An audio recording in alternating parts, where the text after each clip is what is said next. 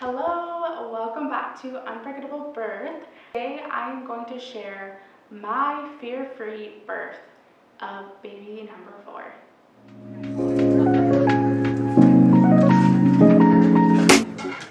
This was my first home birth, and this was also the first pregnancy where we decided to not find out the gender.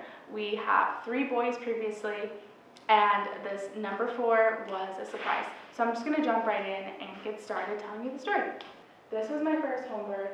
I had 3 other birth center births where I had unmedicated water births, and this time around we just decided to have a home birth. And this was also the first time that we decided to not find out the gender. We were team green. So we were nearing my due date, and I was about 39 weeks with my third. I went into labor at 39 and 4, and so I was wondering if I was going to be going into labor around the same time, or if it was going to be more like my first, which I went into labor with him at 41 and 6. But it just kept decreasing with each baby that I had, so I was just kind of curious to see if it was going to follow that trend. We were getting closer to my due date, and my due date came and went. My due date was April 8th, and I was feeling a little crampy on my due date, and we decided to do some walking, and I was getting some contractions, and I was thinking that it would possibly be the day to welcome our baby into the world. But the day went on, and things kind of fizzled out. So the next day came along, and it was Easter, and everyone that we knew said, oh, you're gonna have an Easter baby for sure. That's just kind of what they thought and figured. And so the day came, and I was still having contractions, but they were pretty spaced out. They were about 10 to 20 minutes apart, very kind of sporadic, and just not painful at all.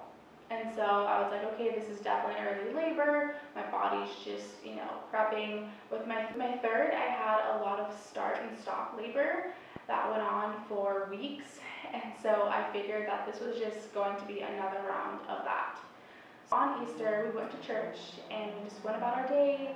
We had our Easter dinner, and we settled in and just kind of took it easy because I just didn't know what my body was going to do. That evening, things kind of started picking up, so I informed my photographer, I let my midwives know, and just kind of like, hey, I might be calling you in the middle of the night, because my body usually likes to have my babies in the middle of the night, or super early morning when it's still dark out. So I said, hey, just letting you know, just in case, I might be calling you. I went to bed, tried to get as much rest as possible, because the key thing is when you're in early labor, get as much rest as possible. So 4th baby, that's what I decided to do. Things continued to stay about the same. I woke up several times throughout the night. The contractions were getting stronger, but nothing to the point where I'm like, okay, I'm not able to sleep, or I need to call the midwives over. So I just continued to rest in between those contractions or surges, and I didn't get a lot of sleep because they were coming like every 20-30 minutes at that time. So woke up the next morning, and I was getting a little frustrated, to be honest, because I'm like, oh my goodness, like when you have that stop and start labor, it is very draining emotionally, because you think that it's going to happen and then it doesn't. And so I was worried that this was going to go on for days. And I was at the point where I didn't know if I was emotionally ready for that.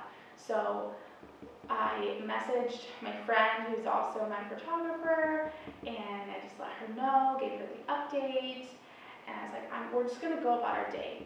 I decided to ask my husband to stay home from work because I didn't sleep, and I have 3 toddlers that I have to take care of, and my contractions were still coming. They were just still about 20 minutes apart. And so I just asked him, like, hey, can you stay home just in case this does pick up? What if it goes fast? And also just so I can kind of rest and focus and get into the mental headspace that I need to be in to have a natural birth. So he stayed home, and we did some walking, we did some cleaning, we did some hanging out. out, we took the kids to the playground, and just kind of had a super chill day. I stayed in bed quite a bit because like I said, I wanted to get a lot of rest just in case. You never know what your labor is going to be like. And so I always tell my clients to get as much rest as possible, because when you are in active labor and when you are in transition, you will not be able to sleep. And if you haven't slept during the early stages, you are going to have a very hard time having the energy to get things done, to run and finish that marathon of having your baby. The evening started rolling around, and hold on, let me back up a little bit. So it was afternoon, and I'm like, you know what, I'm gonna try to get into my chiropractor and get adjusted, because maybe that's what it is. Like, maybe baby's just kind of in a wonky place, or my body's not letting baby move down. And so I'm like, I'm gonna get adjusted and get some acupuncture done as well. So my chiropractor is amazing, love her so much. She got me right in, and I didn't feel any contractions on my way home. It's about a 15-20 minute drive home, and didn't feel a single contraction. So I'm like, great, it's not gonna happen today. So get back home, contractions, nah, they're kind of spaced out, and I'm just bummed. So watch a movie and drink some water, eat some lunch, and take a nap. Message my friend, hey, I'm taking a nap. So took a nap, and when I woke up, my contractions were getting closer. This is around 4 o'clock, and I was like, okay, like, it's getting closer to dinner time, so let's figure out what we're gonna eat, then we can go for a walk and just see where things are. Just gonna act like baby's not coming today. So we decided to go get tacos, and there's a favorite taco truck in the town that we're in. So my kiddos were getting their shoes on, and I was just kind of taking my sweet time, getting changed into clothes that were comfortable to walk in, and getting my shoes on. And I was sitting on the steps, and I started getting contractions that I had to breathe through and focus more through. With every contraction that I had, I like to practice and breathe through them, but this time I actually had to stop and breathe through them.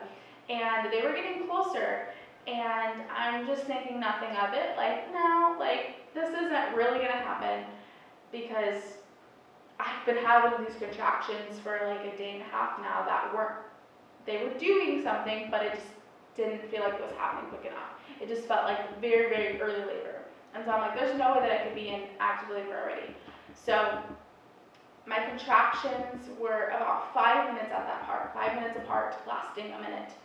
And I'm sitting on the steps, and my husband's like, those contractions are getting a lot closer. And I'm like, you know what, you're actually right. And so I start timing them, and sure enough, they are 5 minutes apart, and they're lasting about a minute. So I'm like, okay, we're probably not gonna go on the walk unless things slow down, but we definitely need to get some food in our bellies.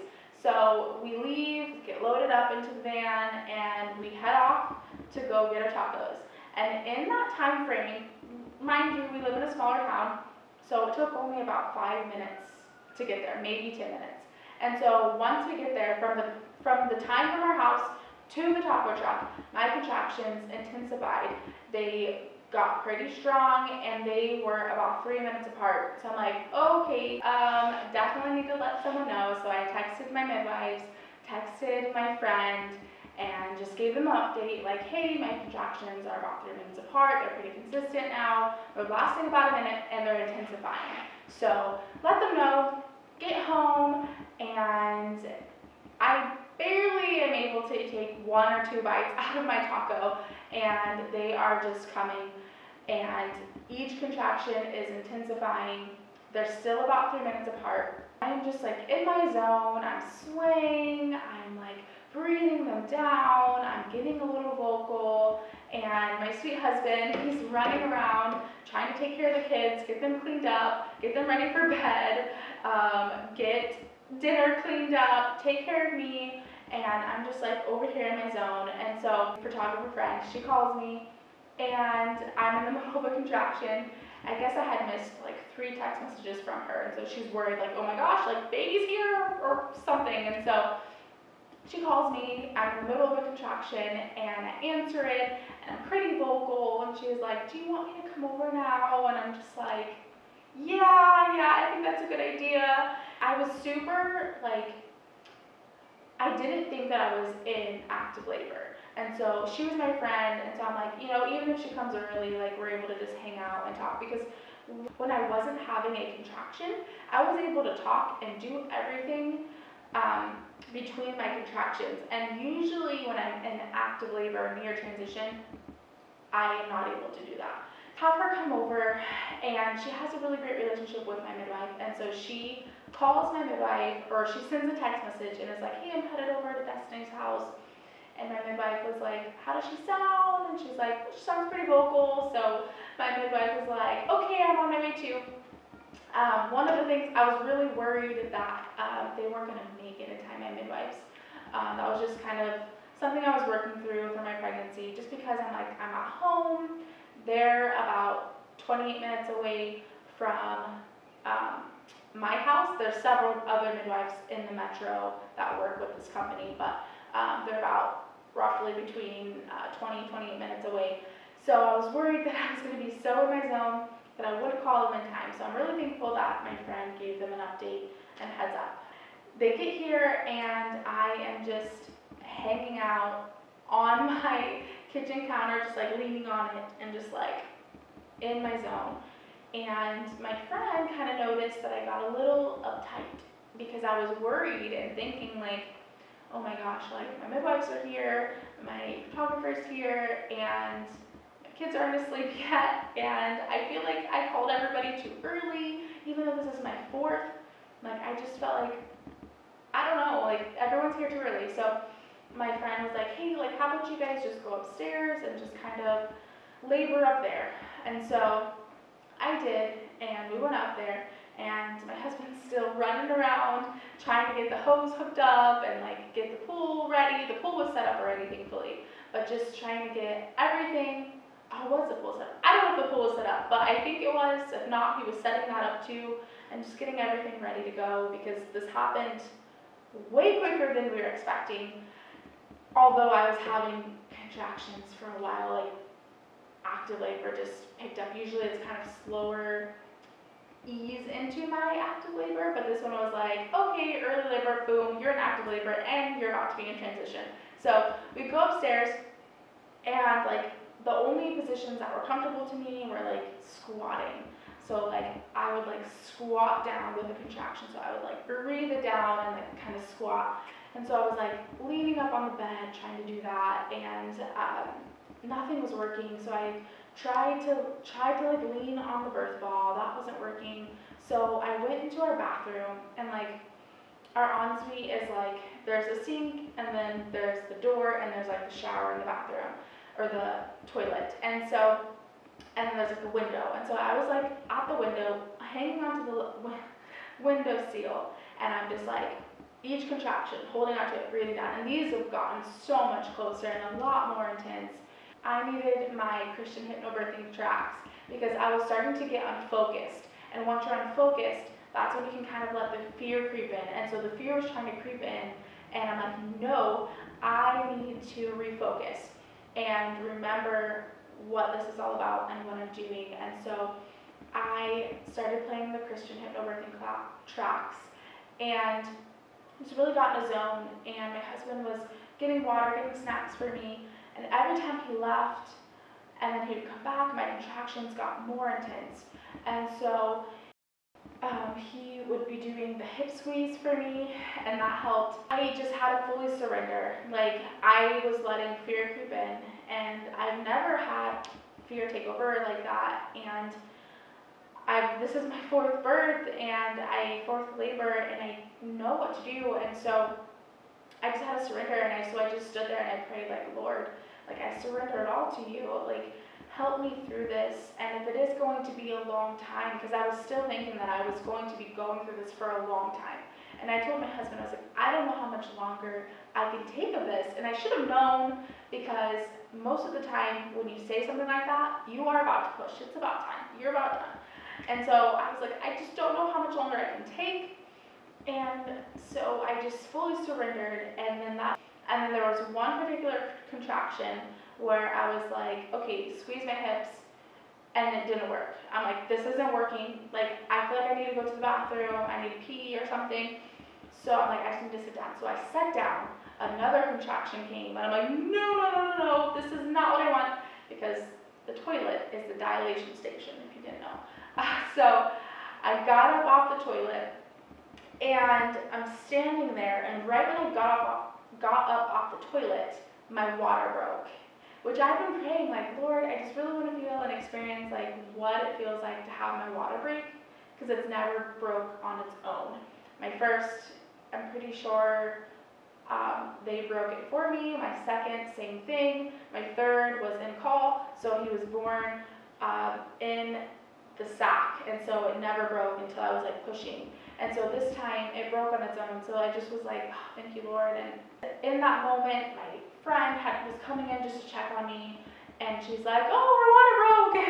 And so my midwife came in with a chuck pad, and like, because I really wanted to get in the pool. I did not want to labor outside the pool, especially in the bathroom. I was like, no, I don't want to labor in the bathroom. I don't want to push or have the baby in the bathroom. I want to be in the tub, because it just relieves so much of that intense pressure.